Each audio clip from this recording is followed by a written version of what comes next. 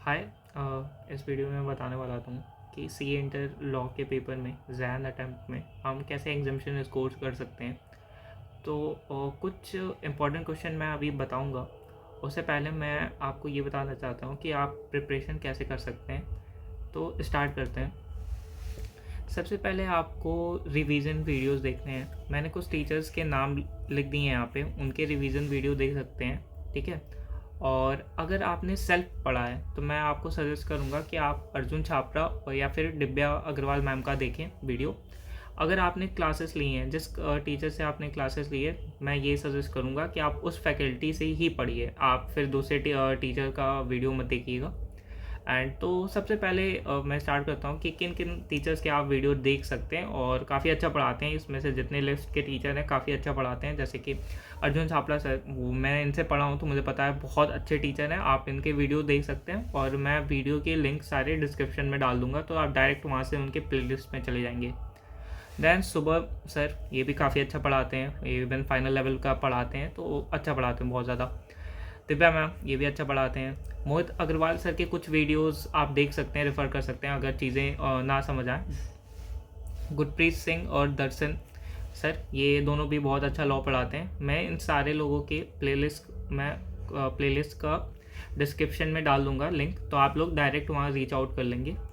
तो आपको सबसे पहले रिवीजन वीडियो देखने हैं। ठीक है, सारे टीचर्स के, जिन टीचर्स आपने पढ़ा है उनका देखिए। जिन्होंने सेल्फ पढ़ा है वो मैं कहूँगा अर्जुन सर और दिव्या मैम की वीडियो देखिएगा। उसके बाद आप रिवीजन वीडियो देख लिए, देन राइटिंग प्रैक्टिस किस टीचर्स की करनी है। तो अर्जुन सर की राइटिंग प्रैक्टिस का सेशन है और यूट्यूब पे, तो आप वहाँ से कर लीजिएगा। और एक करण कुमार सर हैं, सीए हैं ये भी, उनके भी यूट्यूब पे है, तो वहाँ से प्रैक्टिस कर लीजिएगा। दिव्या मैम के हैं बट कुछ वीडियोज़ हैं, कुछ चैप्टर्स के वीडियो, तो इसको मैं रेटिंग नहीं दिया हूँ, तो वहाँ से आपने। और एमसीक्यू सेशन में तो दिव्या मैम और अर्जुन सर दोनों ने लिया है, तो आप एमसीक्यू प्रैक्टिस वहाँ से कर सकते हैं। तो इवन आपके रिवीजन वीडियो कंप्लीट हो गए, राइटिंग प्रैक्टिस भी कंप्लीट हो गई और एमसीक्यू सेशन भी कंप्लीट हो गया आपका। आपको अब करना कैसे है, तो सबसे पहले स्टार्ट करते हैं। सपोज़ करिए मैं चैप्टर 1 पढ़ रहा हूँ।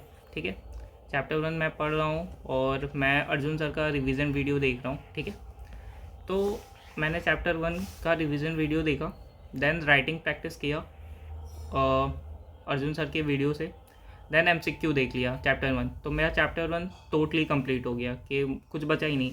मैंने रिवीजन वीडियो देख लिया, मुझे सारे सेक्शन रिकॉल कर गया। मैं सेम टाइम पे मैंने राइटिंग प्रैक्टिस कर लिया, तो वो भी चीज़ें कंफर्म हो गई कि हाँ, कि मुझे एग्ज़ाम में लिखना कैसा है, कि लॉ में प्रेजेंटेशन ही मैटर करता है। एंड देन एमसीक्यू देख लिया कि अगर उस चैप्टर से डिस्क्रिप्टिव पे कुछ नहीं पूछता है तो एमसीक्यू में पूछेगा, तो मैं एमसीक्यू कैसे करना है वो कर लिया। ठीक है, देन आपको क्या करना है, 2 अटैम्प्ट के प्रीवियस ईयर क्वेश्चन, मतलब सजेस्टेड आंसर देखने हैं, सितंबर अटैम्प्ट एंड मई अटैम्प्ट के। उसमें देखना है आपको, अगर मैं चैप्टर 1 पढ़ा हूँ तो चैप्टर 1 के कौन से क्वेश्चन हैं। अगर क्वेश्चन मिल रहे हैं तो उसको करिए, दोबारा लिखना नहीं है, दोबारा नहीं लिखना है, क्योंकि आपने प्रैक्टिस कर चुका है। आप एक बार बस गो थ्रू करिए। अच्छा क्वेश्चन है, अच्छा क्वेश्चन है तो उसको हाईलाइट करिए। ठीक है, एंड फिर उसके बाद आपको करना है मई और सितंबर अटैम्प्ट के मॉडल क्वेश्चन पेपर्स, जो एमटीपी बोलते हैं हम लोग, उसके चैप्टर 1 के, क्योंकि आपने रिवीजन चैप्टर 1 किया है, तो आपको चैप्टर 1 के ही देखने हैं कि चैप्टर 1 में क्या क्वेश्चन पूछ रहे हैं कि नहीं। एमटीपी में मिल रहा है करिए, नहीं मिल रहा है लेफ्ट करिए, फिर आपको देखना नहीं है। फिर करंट आरटीपी एमटीपी अभी तक तो आईसीएआई रिलीज़ कर दी होगी, उसमें चैप्टर 1 देखिए, चैप्टर 1 के क्वेश्चंस हैं, एक बार पढ़ लीजिए, अच्छे क्वेश्चन हैं तो लिख के प्रैक्टिस कर लीजिए। देन ऐसे ही आपको सारे चैप्टर्स में करना है और जल्दी करना है कि एक दिन में एक चैप्टर्स ख़त्म ही कर दो। फिर मैंने कुछ इंपॉर्टेंट क्वेश्चंस का लिस्ट बनाया है, एक सेकेंड। हाँ, तो इम्पॉर्टेंट क्वेश्चन मैंने खुद के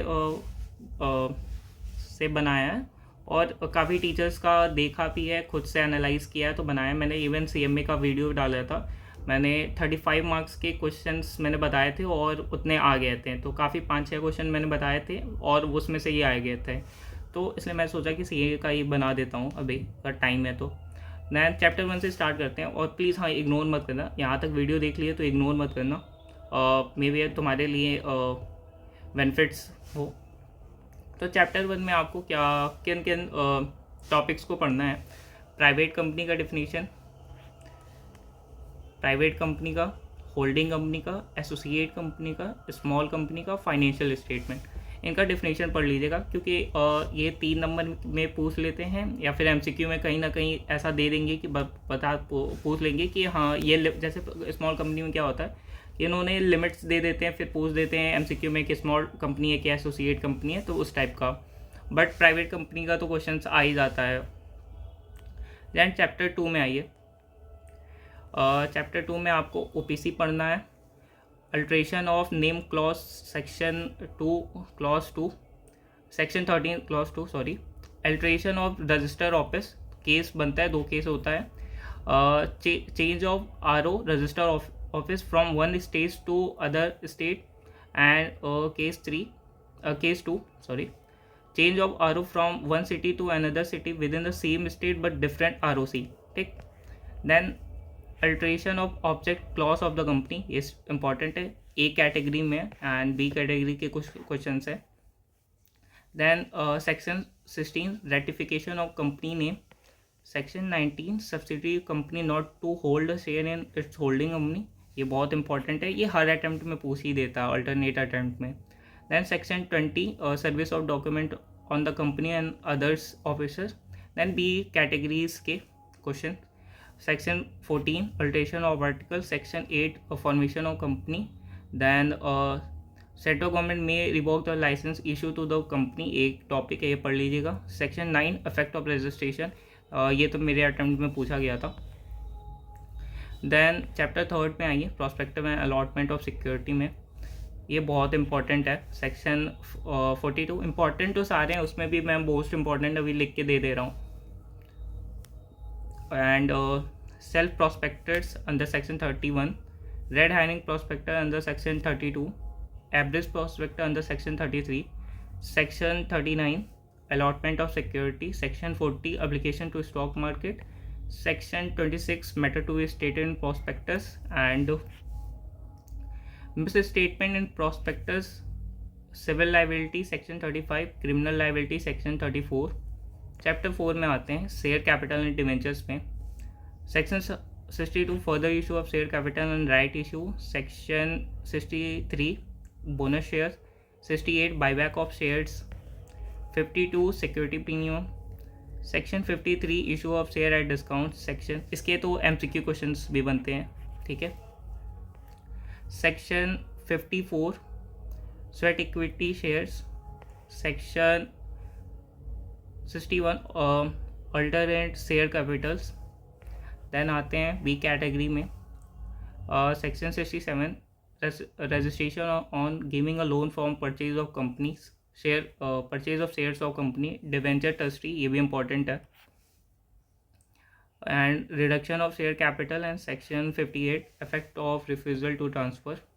देन आते हैं चैप्टर 5 में, डिपॉजिट वाले, meaning of deposit, minimum and maximum tenure of deposit, section 76 eligible public company, section 73 prohibition on acceptance, then appointment of trustee for a depositor, यहाँ पे डिपॉजिटर है, यहाँ पे डिवेंचर ट्रस्टी है, कुछ प्रोविजन सेम है, देख लेना, मतलब कुछ चीज़ें रिलेटिव का ये सब हैं, तो वो चीज़ें देख लेना।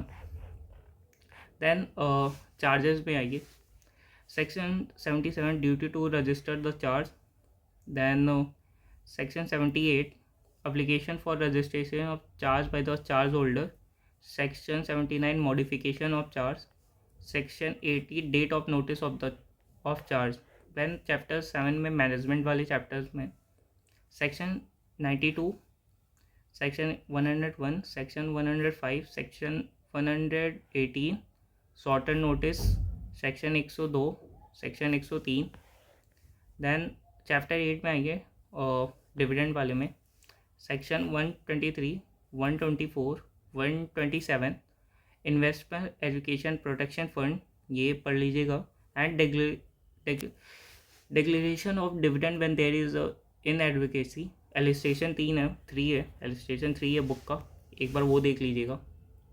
मैंने अभी तक के चैप्टर 8 तक के इम्पॉर्टेंट बनाए हैं, और अगले वीडियो में बाकी के चैप्टर्स के और वो अदर्स लॉ के क्वेश्चंस बना दूंगा, तो ये देख लीजिएगा। और ये मैंने अपने मतलब मैंने ऐसी मोस्ट इम्पॉर्टेंट का लिस्ट मैंने जब पढ़ा था तो बनाया था, तो सेम चीज़ आप भी मैं कह सकता हूँ कि ये मतलब एक बार तो ये देख लीजिएगा, क्योंकि मैनेजमेंट वाले चैप्टर में बहुत ज़्यादा सेक्शंस हैं और वो पॉसिबल नहीं है कि सारे सेक्शंस को पढ़ना। तो मेरा कहना है कि ये सारे सेक्शंस एक बार मत छोड़िएगा, और इसमें और इसका क्या करिएगा, एक बार प्रिंट आउट निकाल लीजिएगा, इस इंपॉर्टेंट सेक्शन के लिस्ट का प्रिंट आउट निकाल लीजिए। एंड जो जो सेक्शन होते जाएगा उसको बस टिक मार्क करते जाइएगा कि आपको मोटा मोटी सारा इम्पॉर्टेंट सेक्शन आपका कवर हो गया हो। तो इसमें भी मैं इम्पोर्टेंट लिख देता हूँ, जैसे प्राइवेट कंपनी इम्पोर्टेंट है, ये इम्पोर्टेंट है,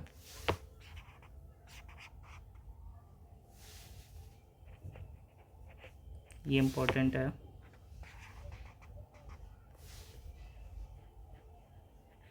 ये इम्पोर्टेंट है,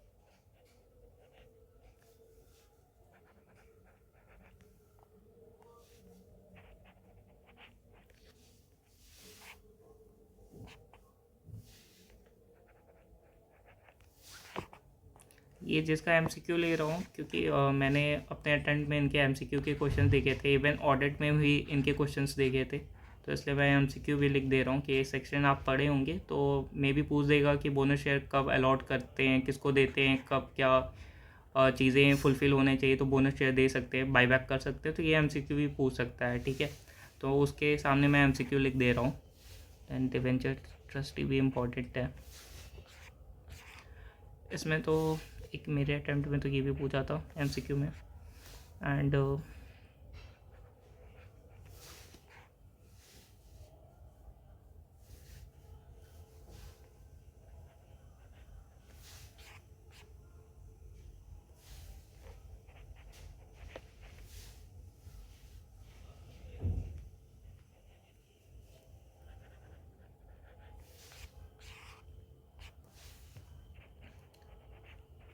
ये 92 इम्पोर्टेंट है, शॉर्ट एंड नोटिस इम्पोर्टेंट है, सेक्शन 100 500 मिनट्स वाला सेक्शन भी इम्पोर्टेंट है, प्रॉक्सी वाला भी है बट उतना नहीं है, बस इस अटेम्प्ट में ये 3 पढ़ लेना। एंड इसमें सेक्शन 124 इम्पोर्टेंट है। एंड ये एमसीक्यू के लिए 1 मार्क्स 2 मार्क्स का पूछ देता है, ये इम्पोर्टेंट है। तो मैंने चैप्टर 8 तक का कवर कर दिया है। इसके नोट्स मेरे पास प्रॉपर बने हुए हैं कि जिसमें मैंने जो इम्पोर्टेंट क्वेश्चंस मतलब जितने इम्पोर्टेंट सेक्शन दिए हैं उसके नोट्स हैं, तो आप डायरेक्ट वहाँ से भी पढ़ सकते हैं। और हैंड रिटन नोट्स हैं मेरे, तो मैं वो शेयर कर दूँगा, आप गूगल ड्राइव से उसके और डाउनलोड कर लीजिएगा। और ऐसे ही बस आपको वीडियोस देखने हैं, इंपॉर्टेंट सेक्शन तो मैंने बता दिया है कि इस चैप्टर के ये हैं, यहाँ से वो पढ़ने हैं, बस हो जाएगा। उसके बाद यार उसके बाद आराम से तुम क्लियर करोगे, उसमें कोई टेंशन नहीं है।